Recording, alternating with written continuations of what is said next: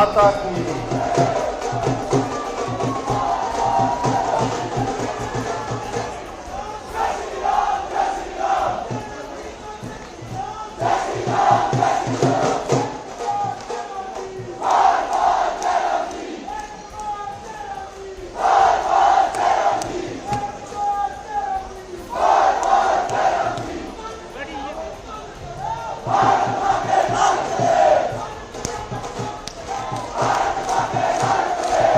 भारत माता की, भारत माता की। आज इस बहुत ही उत्साह भरे कार्यक्रम में जो हिमाचल प्रदेश की प्रगति के 75 वर्ष बीतने के पश्चात आज चूला विधानसभा क्षेत्र में हम यहां पर आयोजित करने जा रहे हैं। हमारे बीच में आपके इस विधानसभा क्षेत्र के लोकप्रिय विधायक और हिमाचल प्रदेश में विधानसभा के अध्यक्ष के बहुत महत्वपूर्ण दायित्वों का निर्वहन करते हुए विधानसभा के अंदर सबसे ऊंची कुर्सी पर जो विराजमान होते हैं, ऐसे हमारे बड़े भाई विपिन सिंह परमार जी, हमारे बीच में बैजनाथ विधानसभा क्षेत्र के लोकप्रिय विधायक भाई मुल्कराज प्रेमी जी, धर्मशाला के हमारे लोकप्रिय विधायक श्री विशाल नहरिया जी, हमारे बीच में हमारी मदद करने के लिए हरियाणा से रेवाड़ी से यहां पर माननीय विधायक सहयोग करने के लिए आए हैं श्री लक्ष्मण यादव जी, हमारी पार्टी के प्रदेश के महामंत्री और वूल फेडरेशन के हमारे चेयरमैन भाई त्रिलोक कपूर जी, हमारे बीच में कर्मचारी नेता जो कर्मचारी एवं पेंशन कल्याण बोर्ड के उपाध्यक्ष हैं भाई नित्यानंद शर्मा जी, पार्टी के हमारे जिला के अध्यक्ष हरिदत्त शर्मा जी, पार्टी के हमारे महामंत्री श्री देवेंद्र राणा जी, महिला मोर्चा के जिला के अध्यक्ष राजनी जी, भाजपा के हमारे मंडल के अध्यक्ष श्री देशराज शर्मा जी, भाजपा के हमारे महिला मोर्चा के अध्यक्ष मोनिका राणा जी, चेयरपर्सन बीडीसी श्रीमती अनीता चौधरी जी, श्रीमती पुष्पलता चौधरी जी, फोरम में विधायक रहे भाई प्रवीण शर्मा जी, पार्टी के हमारे साथी विनय शर्मा जी, सुखदेव जी, विपिन जम्वाल जी, तनु भारती जी, अशोक पुरोहित जी और अन्य हमारे साथी सभी पंचायती राज संस्थाओं से चुने हुए प्रतिनिधि, deputy commissioner Kangra, SP Kangra और उपस्थित सभी भाइयों बहनों, पत्रकार मित्रों, आज के इस कार्यक्रम में जिस गर्मजोशी के साथ आप लोगों ने हमारा यहाँ अभिनंदन स्वागत किया, उसके लिए मैं आप सबका हृदय से आभार व्यक्त करता हूँ।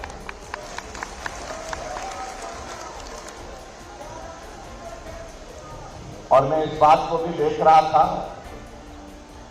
ये चुनाव से पहले का जश्न है या चुनाव जीतने का जश्न है। और एक माहौल को यहां पर अगर देखा जा रहा था जब चारों तरफ, ऐसा लग रहा था कि इस विधानसभा क्षेत्र में आज हम एक तरह का ये विजय जुलूस के रूप में इस कार्यक्रम का यहां पर आयोजन कर रहे हैं। इस बात के लिए मैं आप सबको बहुत बहुत बधाई देता हूं।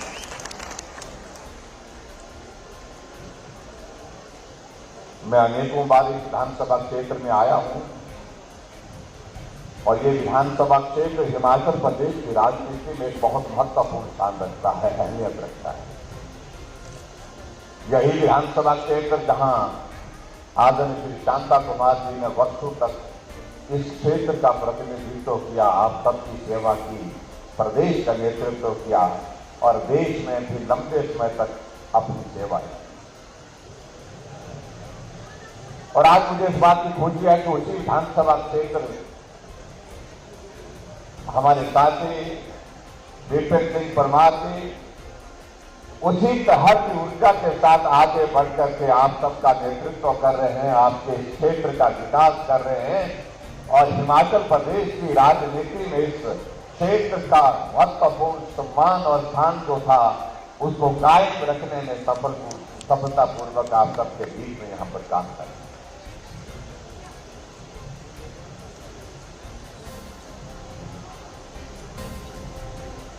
भाई विपिन सिंह परमार जी और हम सब लोग संगठन में वर्षों से इकट्ठा काम किए हैं और संगठन में प्रदेश के अंदर और संगठन में प्रदेश से बाहर अपने अपने तरीके से जो योगदान दे सकते थे उस तरह से योगदान सब लोगों ने दिया। लेकिन मुझे इस बात की प्रसन्नता है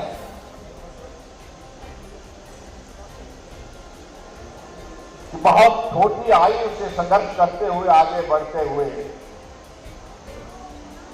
उसी ऊर्जा के साथ आज भी विपिन सिंह परमार जी जहां हिमाचल की राजनीति में एक महत्वपूर्ण भूमिका निभा रहे हैं वहां आपके क्षेत्र के विकास के लिए जिस प्रकार की लड़ाई लड़ते हैं, जिस प्रकार की जिद करते हैं, मैंने सचमुच में ऐसे विधायक, ऐसे नेता बहुत कम देखे हैं जो छोटी छोटी बात को लेकर के भी ये चाहिए, हर हालत में चाहिए, ये होना ही चाहिए, इस भाव के साथ काम करते हैं।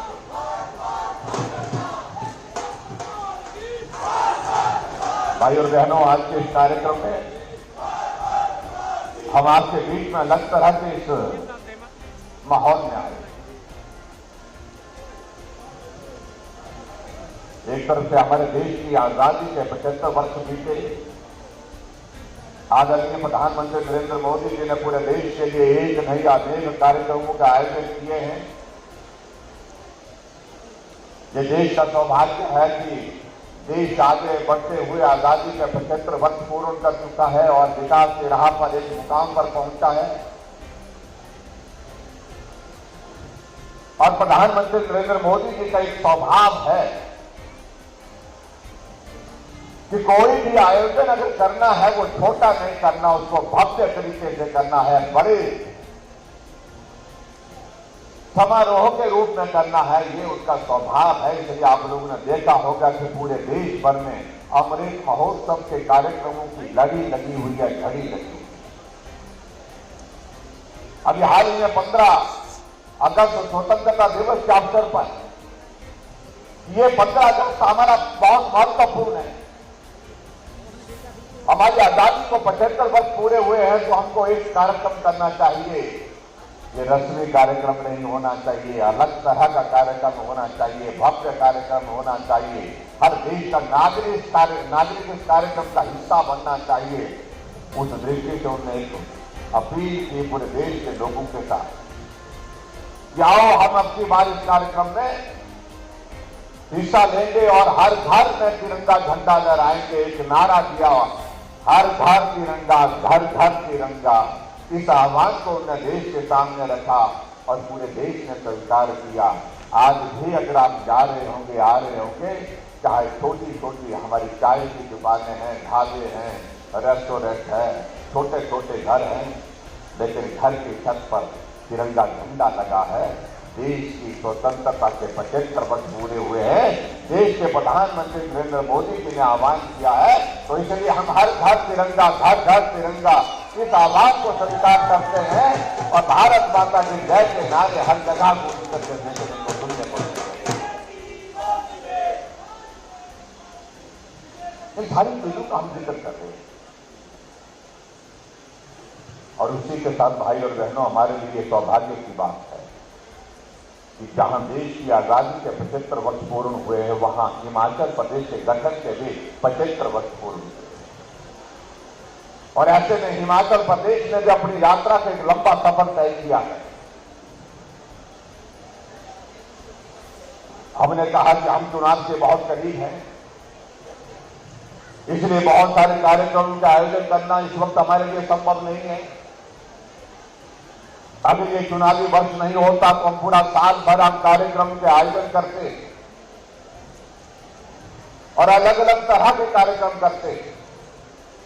लेकिन फिर भी मुझे लगा कि हिमाचल प्रदेश के गठन के अगर 75 वर्ष पूर्ण हुए हैं तो हमको हिमाचल प्रदेश की इस यात्रा में जो हमारे सहभागी रहे, जिनका योगदान हिमाचल को आगे बढ़ाने के लिए रहा है, उनका अभिनंदन करना, उनका स्वागत करना, उनका धन्यवाद करने के लिए पूरे हिमाचल प्रदेश में हमको जाना चाहिए।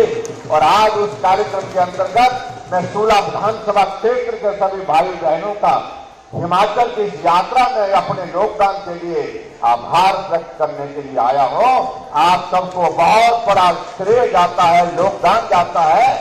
हिमाचल को आगे बढ़ाने में आप सबकी एक बहुत महत्वपूर्ण भूमिका रही।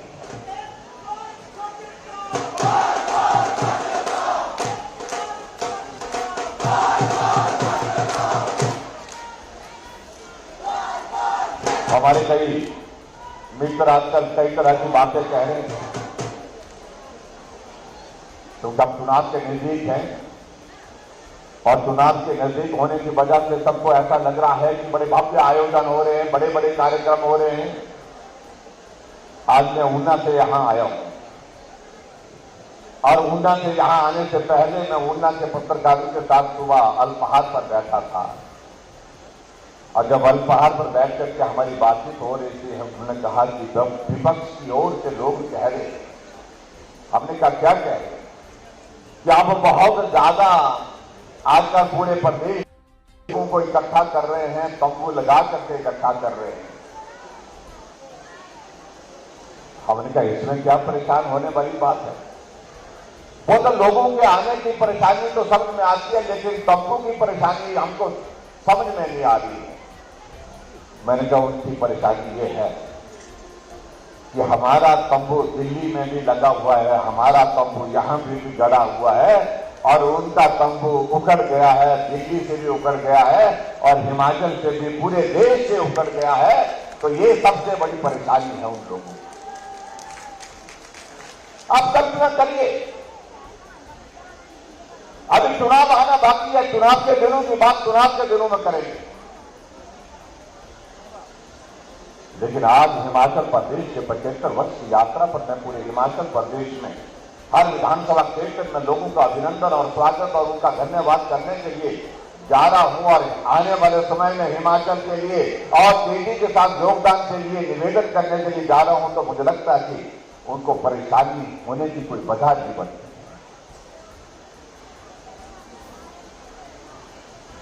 पत्रकार कहने लगे कि उनकी परेशानी की वजह सबसे बड़ी यही है, जब सरकार का कार्यकाल पूरा होने को आता है तो लोग नहीं आते हैं, लोग नहीं सुनते हैं और लोग नहीं मानते हैं, बुलाने पर भी नहीं आते हैं।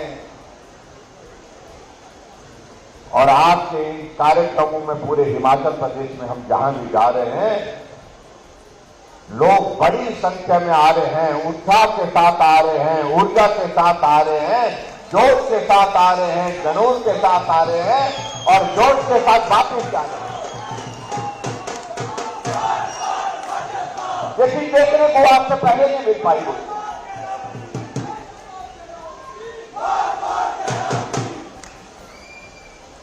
और इसलिए भाई और बहनों की परेशानी कई बार मैं महसूस करता जो हो सकते भी है।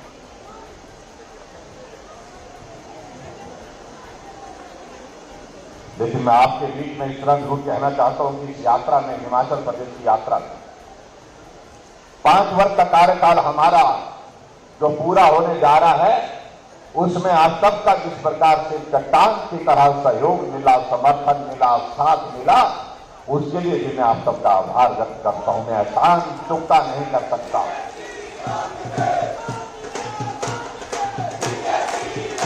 और मैं ये कहना चाहता हूं, ये सामान्य परिस्थिति का दौर नहीं था,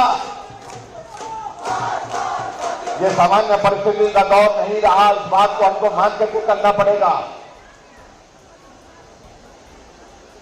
कहने के लिए 5 वर्ष, लेकिन सही मायने में काम करने के लिए मात्र 3 वर्ष के लिए 2 वर्ष हमारे कोविड के संकट में चले गए। लेकिन फिर भी हमने कहा जो भी परिस्थिति है वो हमें स्वीकार है, हमने सामना किया और उसमें सबसे बड़ी अगर ताकत हमको मिली वो आप सब भाई बहनों से मिली, हौसला मिला। हमने जब भी जो भी सहयोग आपसे मांगा आपने चट्टान की तरह उस सहयोग को दिया, साथ को दिया।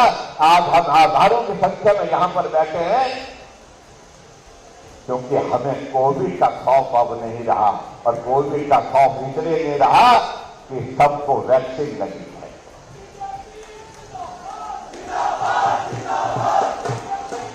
और यहां पर वैक्सीन लगी,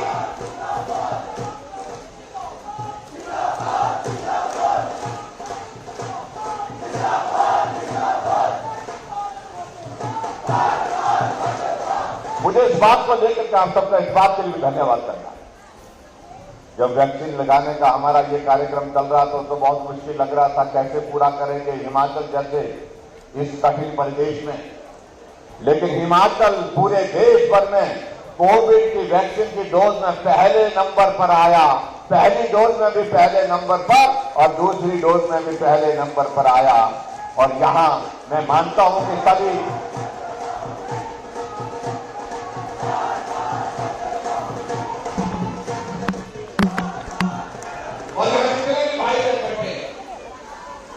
वैक्सीन लगी, सबको लगी, हाथ खड़े करो, एक लगी तो एक करिए, दो लगी तो दोनों हाथ खड़े करिए। और बिना पैसे के लगी, बिना पैसे के लगी, तो इसलिए एक ताली नरेंद्र भाई मोदी जी के लिए लगनी चाहिए जिन्होंने हमारे जीवन को ऐसे प्रधानमंत्री हर आदमी की जिंदगी की चिंता करते हैं।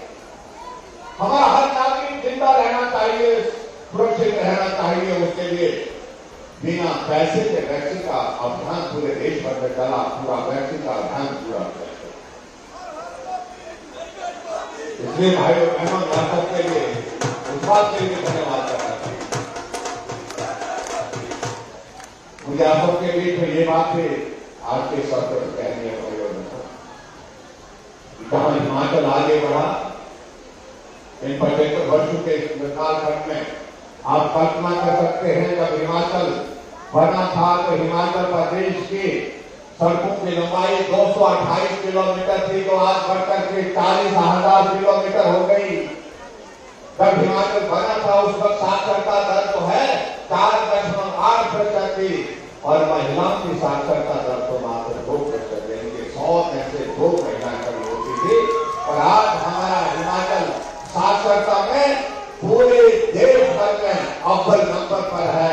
केरल के साथ का मुकाबला हमारे प्रदेश का है। इस बात के लिए बहुत बहुत धन्यवाद। और जहां हिमाचल प्रदेश में 5 वर्ष से कार्यकाल की अगर हम बात करें,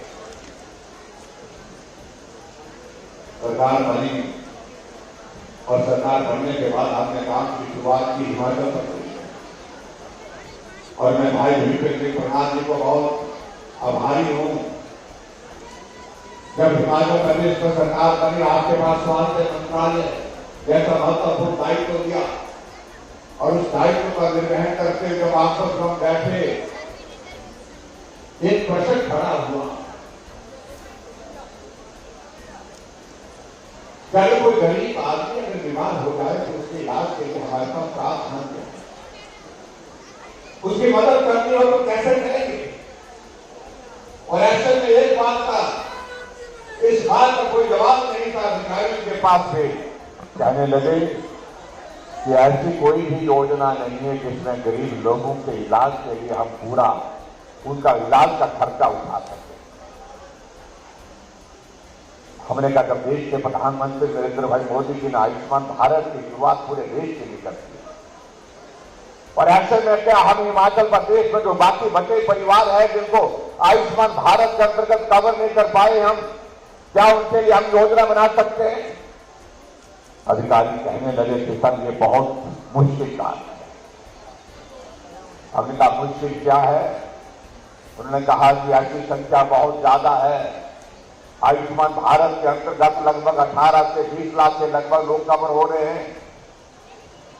और हिमाचल की पॉपुलेशन 70 लाख से पार हो चुकी है। अगर हमको ये कवरेज का सारा करना है तो 50 लाख से ज्यादा लोग जो है हिमाचल प्रदेश में उस व्यवस्था के अंतर्गत आएंगे, बहुत पैसा खर्च होगा। हमने कहा कि आदमी की जिंदगी से कीमती कोई चीज हो नहीं सकती, इसलिए जितना भी पैसा लगेगा इसके लिए योजना बनाइए। भाई विपिन सिंह परमार जी को हमने जिम्मा दिया, आप योजना बनाइए। योजना का प्रारूप बना, उसका स्वरूप बना, और आज हिमाचल प्रदेश का गरीब आदमी का इलाज हॉस्पिटल में अगर हो रहा है, उस योजना को कहते हैं मुख्यमंत्री हित केयर योजना कहते हैं, जो भाई विपिन सिंह परमार जी के साथ से इसके सहयोग से बना करके हमने हिमाचल के गरीब लोगों के इलाज के लिए समर्पित किया।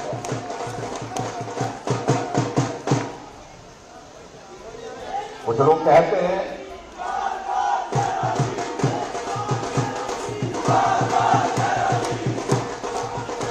कुछ लोगों का कहना रहता है लंबे समय तक सत्ता की सत्ता लंबे समय तक करना बड़ा महत्व का विषय नहीं, आपने गरीब आदमी के लिए क्या किया ये ज्यादा महत्व का।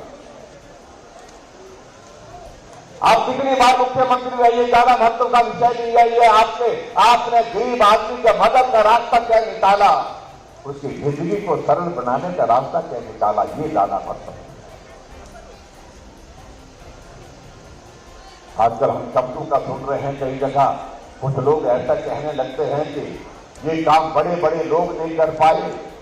हम बड़े बड़े लोगों में से नहीं हैं, हम छोटे लोग हैं, लेकिन छोटे लोगों के बीच में रह करके उनकी सेवा करना, उनका काम करना, उनकी मदद करना, मैं समझता हूं कि ये सबसे बड़ा पुण्य का कार्य। हम उस कार्य को कर रहे हैं। हम बड़ा बनना भी नहीं चाहते हैं। बड़ा हो करके जिस प्रकार से जिन लोगों के दिमाग में वो बातें बैठ गई हैं कि वो बहुत बड़े हो गए, वो गरीब लोगों के लिए मदद नहीं कर सकते, गरीब लोगों के लिए काम नहीं कर सकते, तो बड़े होने का कोई अर्थ नहीं। और आज हमारे लिए प्रसन्नता का विषय है कि भाई विपिन सिंह परमार जी अपने काम को अंजाम देने के बाद एक नहीं अनेक योजनाएं स्वास्थ्य के क्षेत्र में शुरू होने के पश्चात आज हिमाचल प्रदेश के विधानसभा के अध्यक्ष के नाते उस कुर्सी का जो है वो सम्मान बढ़ाने में सफल हुए हैं। जो विधानसभा के अंदर सबसे ऊंची आसन होती है, वहां से सारे पूरे प्रदेश की सरकार का संचालन करने के लिए जब विधानसभा का सत्र होता है तो अध्यक्ष के जिम्मे होता है। अध्यक्ष के नाते उस जिम्मेवारी का आप निर्वहन कर रहे हैं, उसके लिए मैं आपका बहुत बहुत बधाई देता हूं। जिस तरह से आपने संचालन किया,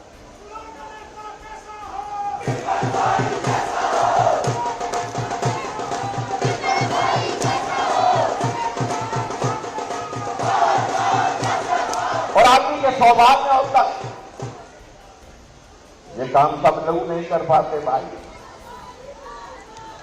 और हिमाचल प्रदेश की विधानसभा के अंदर जिस तरह से जब जो हालात पैदा होते हैं, जो परिस्थितियां होती हैं, और वहां उस हालात को संभालना, उसको समेटना, उसको ठीक तरह से व्यवस्थित करना कठिन कार्य होता है।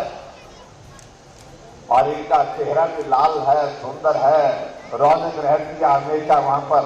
और जब कुर्सी पर बैठ करके वहां से विधानसभा के सदन का संचालन करते हैं तो सब लोग जो है गुस्सा होने के बावजूद भी इनको देख करके शांत हो जाते हैं। विधानसभा की कार्यवाही सुचारू रूप से आगे चलती है। और 5 वर्ष का कार्यकाल विधानसभा के अंदर इस प्रकार से जो है व्यवस्थित ढंग से पूर्ण हुआ आपकी अध्यक्षता में। इसके लिए मैं आपका हिमाचल प्रदेश की सभी जनता की ओर से आपका बहुत बहुत बधाई देता हूं, आपको बहुत बहुत धन्यवाद भी करता हूं। अब भाई और बहनों का 5 वर्ष के कार्यकाल की बात है। हमारे लिए कुछ लोग कहने की कोशिश करते हैं कि क्या किया जा रहा है, मैं उस बारे में कुछ नहीं कहना चाहता हूं। हमने क्या किया और तुमने क्या किया। हमने हिमाचल प्रदेश में गरीब के साथ खड़े होकर के उसकी मदद की। हमने हिमाचल प्रदेश में गरीब आदमी को सहयोग दे करके उसकी मदद करने की कोशिश की है। गरीब के करीब रह करके हमने काम किया हिमाचल प्रदेश में।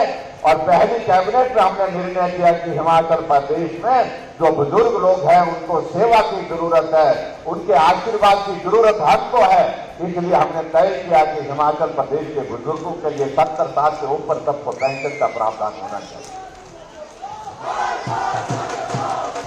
और अब के बजट में हमने जो प्रावधान किया 70 नहीं, हमने कहा 7 साल से ऊपर सभी बुजुर्गों के लिए पेंशन का प्रावधान करने का हमने निर्णय किया।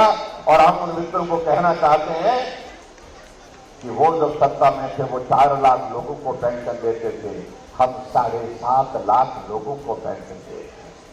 वो 400 करोड़ रुपए खर्च करते थे पेंशन पर, हम 1300 करोड़ रुपए हिमाचल प्रदेश में बुजुर्गों की सेवा में खर्च कर रहे हैं, उन विधवाओं की सेवा में खर्च कर रहे हैं जो हमारे ऐसे भाई बहन है किसी कारण से जो है वो शारीरिक रूप से वो ऐसी परिस्थिति में है, उनकी मदद करने की।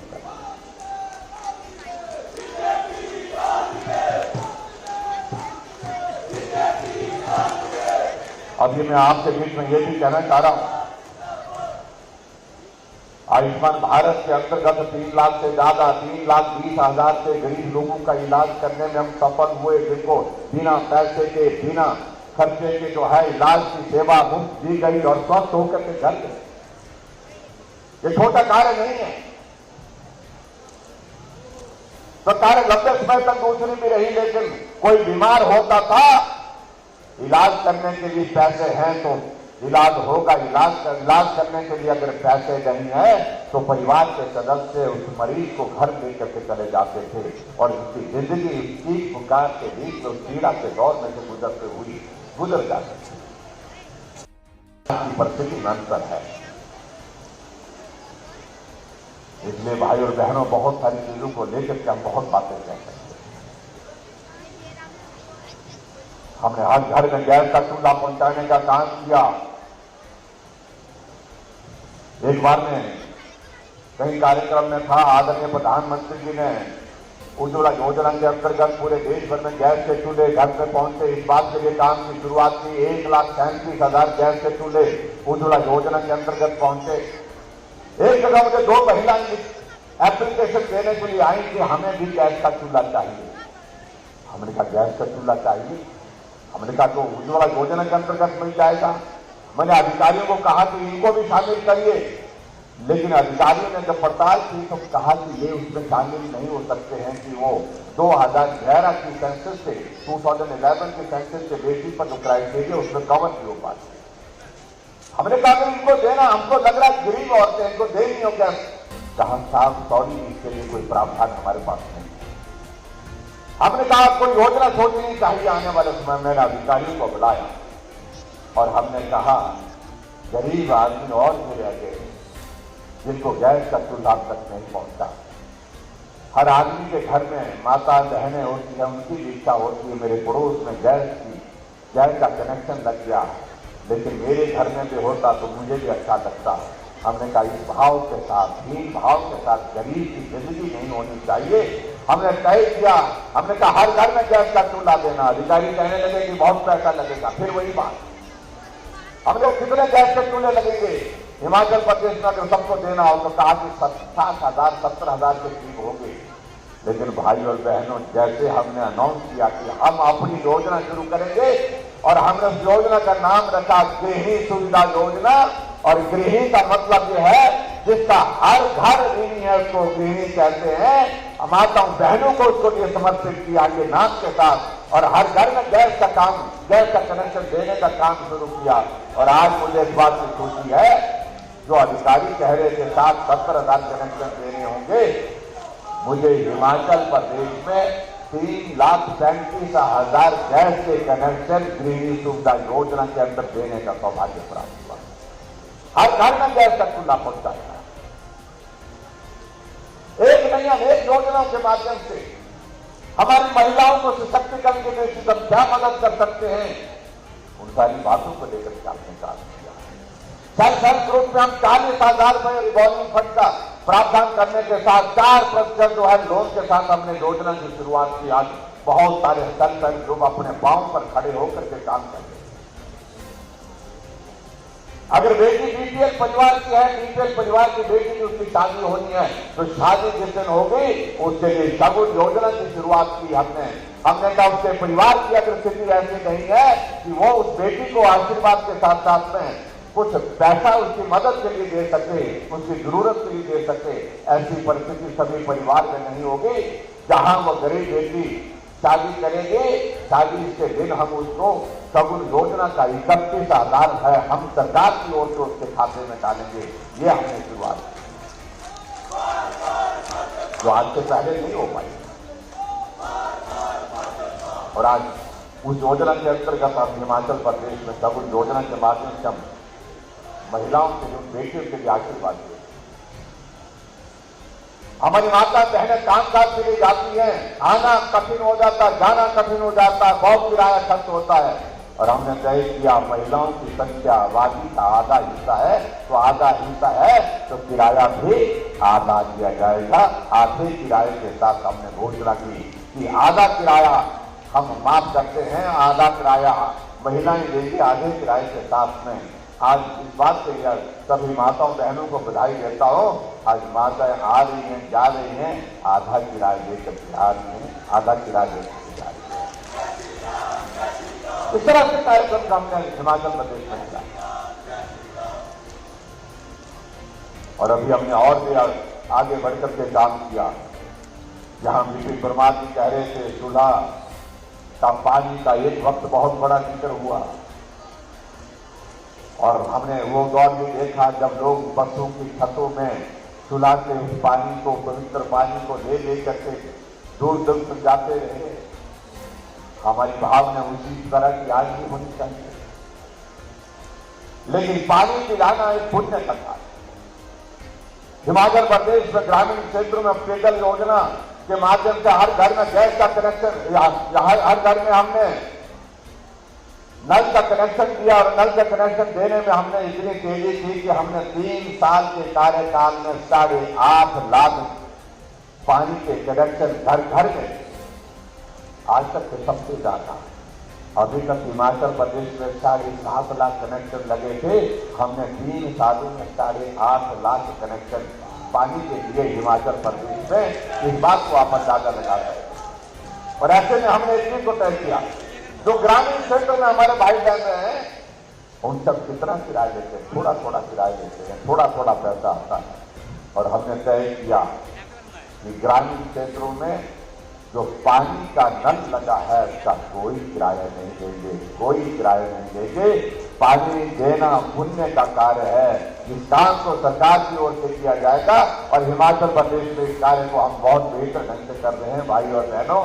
और यही मैं कहना चाहता हूं, जो एक भाव था आदरणीय श्री शांता कुमार जी को कहा जाता था पानी वाले मुख्यमंत्री, इसलिए कहा जाता था कि उस वक्त पानी बहुत दूर से लाना होता था। पानी की सुविधा हर घर तो दूर की बात रही, हर गांव में संभव नहीं थी उस वक्त। लेकिन उन्होंने शुरुआत की, अलग से महकमा बनाया, अलग से काम की शुरुआत की, और पानी के लिए जो हमारी माता बहनें सिर पर जो घड़ा उठा करके जाती थी, उस बोझ को उन्हें उतारा। उसके लिए श्री शांता कुमार जी को आज भी स्मरण करते हैं, आज भी हम जानते हैं। हमने आगे बढ़कर के और निर्णय लिया कि हिमाचल प्रदेश ऊर्जा राज्य के रूप में जाना जाता है, और ऊर्जा राज्य के रूप में जब जाना जाता है तो निश्चित रूप से हिमाचल प्रदेश से, मैंने कहा, गरीब लोगों के लिए, मध्यम वर्ग लोगों के लिए कुछ राहत उसमें होनी चाहिए। उसमें हमने एक तय किया कि हिमाचल प्रदेश में ऐसे कितने लोग हैं जिनको, जो मध्यम दर्जे के हैं, जो 6-7 लट्टू जलाते हैं, 6-7 बल्ब उनके जलते हैं, और 120 यूनिट से कम बिजली खर्च होती है, तो ऐसी संख्या लगभग 14.5 लाख लोग ऐसे हैं। और हमने तय किया हिमाचल प्रदेश में 125 यूनिट तक बिजली का कोई किराया नहीं देंगे, शून्य किराया लेंगे, 0 बिल देंगे। अभी आपने देखा होगा कि जुलाई महीने का बिल आया तो कितना आया, 0 बिल आया, कोई किराया नहीं आया। ऐसी योजना में हम आगे बढ़ रहे हैं। लेकिन एक बात मैं जरूर कहना चाहता हूं, जब हमने माताओं बहनों के लिए किराया आधा किया, कांग्रेस के नेताओं ने कहा कि मुंह छोड़ बना दिया इनको। जब हमने बिजली के किराए के लिए कहा 125 यूनिट हम देंगे, उसका किराया देने की जरूरत नहीं रहेगी, वो राहत हमारी ओर से होगी प्रदेश की जनता को, तो कहने लगे कि मुंह फोड़ बना दिया। और अभी हाल ही में कुछ दिन पहले अभी इनके कांग्रेस से एक अनाउंसमेंट आई है खास तौर से, जिसको उन्होंने कहा कि हमारी ओर से ये गारंटी है, गारंटी क्या दी, जब हम सरकार में आएंगे तो 18 साल से 60 साल की महिलाओं के लिए 1500 रुपए हर महीने का देंगे। और दूसरी बात क्या कहने लगे, हम 300 यूनिट बिजली फ्री देंगे, जब हम दे रहे हैं 125 यूनिट तो कह रहे कि मुंह फोड़ बना दिया। और मुझे एक बात कहनी है कांग्रेस को, जिससे मैं पूछना चाहता हूं कि जिन राज्यों में सरकारें उनकी है, क्या वहां पर वो बिजली दे रहे हैं? क्या कितने यूनिट फ्री दे रहे हैं जरा पता करिए। कोई फ्री नहीं दे रहे हैं, पूरा पैसा दिया जा रहा है और हिमाचल से कई गुना ज्यादा रेट के हिसाब से पैसा। क्या वहां पर पानी की सुविधा दी जा रही है? पानी पीने को नहीं है, पानी के लिए लोग तरसते हैं। और महिलाओं को क्या वो 18 साल से ज्यादा महिलाओं, 60 साल की महिलाओं के लिए वहां पर 1500 रुपए दे रहे हैं? नहीं दे पा रहे हैं, नहीं दे रहे हैं। तो यहां हिमाचल इस देवभूमि में आकर के झूठ क्यों बोल रहे हैं? यहां गुमराह करने की कोशिश क्यों हो रही है? अरे पंजाब में तो आम आदमी पार्टी की सरकार आई, उन्होंने घोषणा की थी हम 1500 रुपए महीने का देंगे, लेकिन एक पैसा 15 पैसे अभी तक नहीं। 6 महीने हो गए सरकार बने हुए, लेकिन 15 पैसे की राहत अभी तक महिलाओं को नहीं। इनके कहने पर जाने की आवश्यकता है। इनकी अपनी गारंटी नहीं है, वो गारंटी दे रहे हैं। जो पार्टी पूरे देश में खत्म हो गई, इस पार्टी का पूरे देश में कुछ बचा नहीं है। उत्तर प्रदेश में चुनाव लड़े, 400 से ज्यादा सीटें हैं, लेकिन 2 सीटें आ गई और 367 सीटों पर जमानत जब्त हुई, उस पार्टी की बात कर रहा हूं।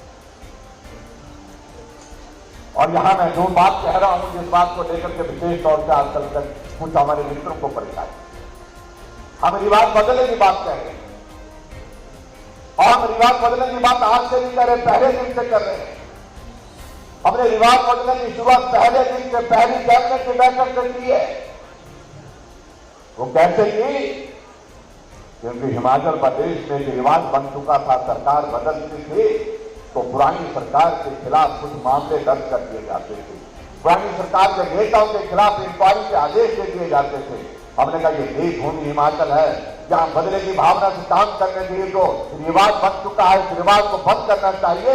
और आज मेरी सरकार को 5 वर्ष का कार्यकाल पूरा होने जा रहा है। हमने कहा देवभूमि हिमाचल प्रदेश में बदले की भावना के साथ काम नहीं होगा, और रिवाज बदलने की बात है तो हमने रिवाज बदलने की शुरुआत पहली कैबिनेट की बैठक की। और आज पूरे देश भर में रिवाज बदल रहा है। आप देख रहे हैं कि जिन राज्यों में भाजपा की सरकारें नहीं होती थी, वहां भाजपा की सरकारें, और भाजपा की सरकारें 5 वर्ष का कार्यकाल पूरा करने के बाद फिर सरकारें बन गई। उत्तराखंड में 5 वर्ष के बाद सरकार फिर भाजपा की बनी, जहां आज से पहले जब से उत्तराखंड बना था कभी सरकार 5 वर्ष के बाद रिपीट नहीं हुई थी। लेकिन अभी धामी जी थे, धामी जी फिर से मुख्यमंत्री बन गए, रिवाज बदला कि नहीं बदला। और इसी तरह से उत्तर प्रदेश में 37 वर्षों से यही रिवाज बना हुआ था, 5 वर्ष के बाद सरकार बदल जाती थी। लेकिन अब की बार योगी जी थे, योगी जी फिर बने और फिर रिवाज बदला कि नहीं बदला। गोवा में, मणिपुर में भाजपा की सरकारें फिर बनी। हरियाणा हमारे पड़ोस का राज्य, वहां पर भाजपा की सरकार थी, 5 वर्ष का कार्यकाल पूरा होने के बाद फिर भाजपा की सरकार चल रही है। तो हिमाचल में क्यों नहीं बदलेगा रिवाज? तो हमने अब की बार कहा ये हिमाचल में भी इस रिवाज को बदलेंगे और हिमाचल में फिर भारतीय जनता पार्टी की सरकार बनाएंगे। आप सबका आशीर्वाद चाहिए भाई और बहनों। निश्चित रूप से मैं दावे के साथ कह सकता हूं, आदरणीय नरेंद्र भाई मोदी जी को मजबूत करने की आवश्यकता है। ये देवभूमि हिमाचल, ये भले ही छोटा राज्य है, लेकिन नरेंद्र भाई मोदी जी को ताकत देने के लिए, उनको मजबूती देने के लिए फिर से हमें हिमाचल प्रदेश में भारतीय जनता पार्टी की सरकार बनानी है।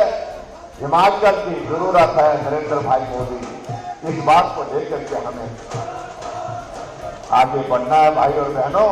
और इतना ही मैं कहना चाहता हूं, एक नहीं बहुत सारी चीजें हिमाचल प्रदेश में उनके आशीर्वाद से हुई हैं और हिमाचल के विकास के लिए जिस प्रकार से उनका सहयोग रहा उसका हम एहसान चुकता नहीं कर सकते। आज अगर आपके विधानसभा क्षेत्र में भी यहाँ पर आना हुआ और यहाँ पर आकर के भी हमने अभी इसके पश्चात क्योंकि भीड़ ज्यादा थी तो हम ये भी कह रहे थे कि आप काफी देर से इंतजार कर रहे हैं, इसलिए कार्यक्रम में बहुत विलंब नहीं होना चाहिए। और मैं यहाँ देख रहा था 6 उद्घाटन के कार्यक्रम आपके इस विधानसभा क्षेत्र में हो रहे हैं और 5 शिलान्यास के कार्यक्रम हो रहे हैं। कुल उद्घाटन और शिलान्यास के 11 कार्यक्रम हो रहे हैं और लगभग 150 करोड़ रुपए आपके विधानसभा क्षेत्र के विकास के लिए आज के दिन में उद्घाटन और शिलान्यास के माध्यम से समर्पित हो रहे हैं। उसके लिए भी मैं आप सबको बहुत बहुत बधाई देता हूं। और भाई विपिन सिंह परमार जी की खासियत है, हम जो समय मांगते हैं मिलने के लिए तो कहते हैं 5 मिनट और 5 मिनट के साथ में जब बातचीत 5 मिनट में तो इनकी बातचीत शुरू होती है। पूरी भूमिका बनाते हैं और उस भूमिका को बनाने के बाद जब 50 मिनट हो जाते हैं हमने कहा कि आपके 50 मिनट हो गए, 5 मिनट नहीं थोड़ी देर और बैठ लीजिए हमारे साथ। और ऐसे करते करते एक एक कागज पकड़ाते इसमें ये कर दो, इसमें वो कर दो, ऐसा करते करते कोई काम छोड़ते ही नहीं।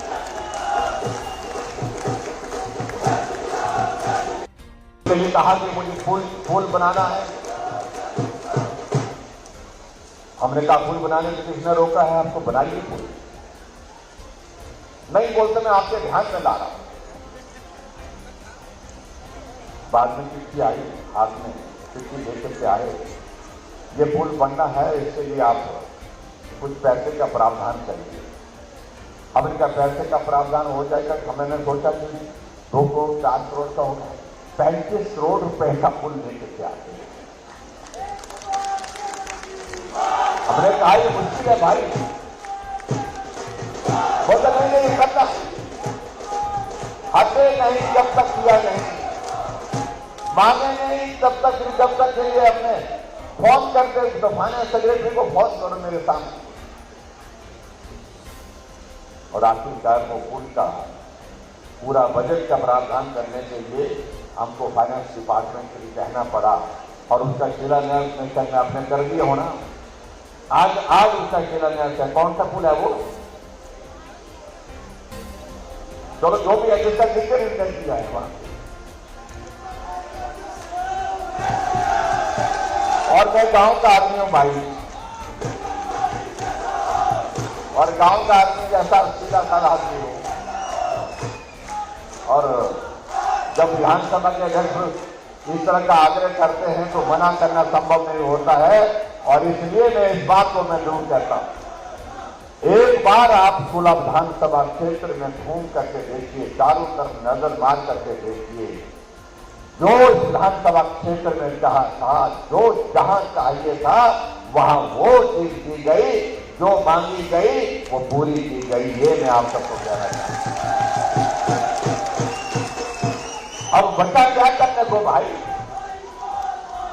सुलभ विधानसभा क्षेत्र में कुछ नहीं बचा करने को। अब जो बचा काम है वो आपको बचा है करने को।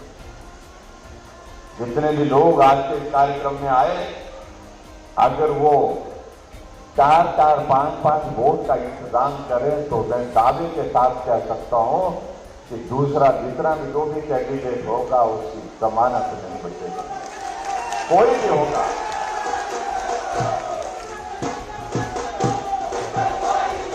और इसलिए ये जीत होनी चाहिए, शानदार जीत होनी चाहिए।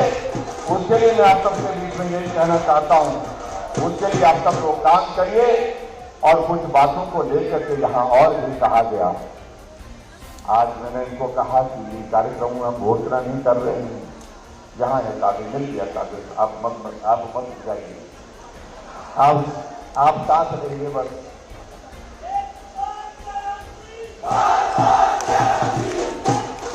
जहां 2-3 चीजों का जिक्र यहां पर किया है और एक चीज यहां पर कही गई है कि जो हमारे कमर्स की क्लासेस, जो हमारा स्कूल है पुडवा, और उस स्कूल में कमर्स की क्लासेस यहाँ पर सीनियर सेकेंडरी स्कूल के जो होनी चाहिए, तो ये कमर्स की क्लासेस यहाँ पर शुरू कर दी जाएंगी। हालांकि अब हम चुनाव के बहुत नजदीक हैं, लेकिन फिर भी इसके लिए हम कैबिनेट में लाकर के प्रावधान करेंगे। और उसके साथ साथ में एक और चीज यहाँ पर कही गई है कि एक पीएचसी की बात कही गई है। एक पीएचसी कौन क्या चाहिए, बटू में पीएचसी के लिए बात कही है। तो मुझे लगता है बटू से तो कोई आदमी है नहीं, यहाँ आया कोई देखो डब्बे मारे, बटू से आए हैं कुछ लोग आए हैं। तो ये बात मुझे मालूम नहीं है कि कितना क्राइटेरिया के हिसाब से सारा ठीक है, बिल्कुल सही बोलते हैं। तो इसको आगे भी सही होनी चाहिए, इसके लिए इसको भी खोलेंगे। और उसके साथ साथ में वेटनरी हॉस्पिटल की बात कही है ग्राम पंचायत सुनू में, उसको भी हम खोलने की यहां पर बात करेंगे। और निर्णयों के लिए कहा है तो इसके लिए भी कुछ प्रावधान करेंगे। मेरे कहने का मतलब नॉर्म ठीक आनी चाहिए, बाकी सारी चीजों को लेकर के वो करना होगा वो करेंगे। एक और चीज यहां पर कही गई है, एक और जो upgradation of government high school Bairghat का, उसको सीनियर सेकेंडरी स्कूल बनाने की बात कही है। उसको सीनियर सेकेंडरी स्कूल बना दिया जाएगा। और उसके साथ साथ में एक चीज को लेकर के और उन्होंने बात कही है, वो बात कही है कि यहां पर सब्जेक्ट को धीरा सब डिवीजन में बनाने की जो बात कही है, इसकी एक प्रोसेस होती है। उस प्रोसेस के दौर में से कहां पहुंची मैं इसका थोड़ा पता कर लूंगा और ये प्रोसेस में आगे बढ़ाएंगे और इसको भी यहां पर बनाएंगे। ये मैं आपके बीच में कहना चाहता हूं। और जहां तक इनने बात कही है कि इलेक्ट्रिसिटी बोर्ड के सर्कल की अगर बात कही है, इसकी प्रपोजल थोड़ा सा वर्कआउट करनी पड़ती है, क्योंकि जल्दबाजी में सीधे कहना उचित नहीं होगा। और उसको भी एग्जामिन करने के बाद आगे बढ़ाने की दिशा में हम काम करेंगे। और मैं आज सबका एक बार फिर से धन्यवाद करता हूं। और भाई एक मिनट भाई, 1 मिनट 2 बज गया, लेकिन मैं आप सबसे एक निवेदन करना चाहता हूं। सरकार भाजपा की होगी, निश्चित रूप से होगी, बहुमत के साथ होगी। अभी तक के जो भी अलग अलग एजेंसियों के माध्यम से सर्वे हुए हैं, 4 सर्वे में चारों जगह भाजपा की सरकार हिमाचल प्रदेश में बन रही है। मैं इतना ही कहना चाह रहा हूं, ये सूला विधानसभा क्षेत्र हमारे लिए संगठन की दृष्टि से और सरकार की दृष्टि से हर तरह से महत्वपूर्ण है। अब की बार सिर्फ जीत नहीं, शानदार जीत चाहिए, तमाम रिकॉर्ड के साथ जीत चाहिए। उसके लिए आप सबका आशीर्वाद चाहिए। और हिमाचल प्रदेश में सरकार बनने के बाद फिर आपसे मुलाकात करेंगे और फिर आपसे बात करेंगे, फिर आगे बढ़ेंगे। इतनी बात कहते हुए आज के कार्यक्रम आप बड़ी संख्या में यहाँ पर उपस्थित हुए, आप सबका बहुत बहुत धन्यवाद। नमस्कार, जय हिंद।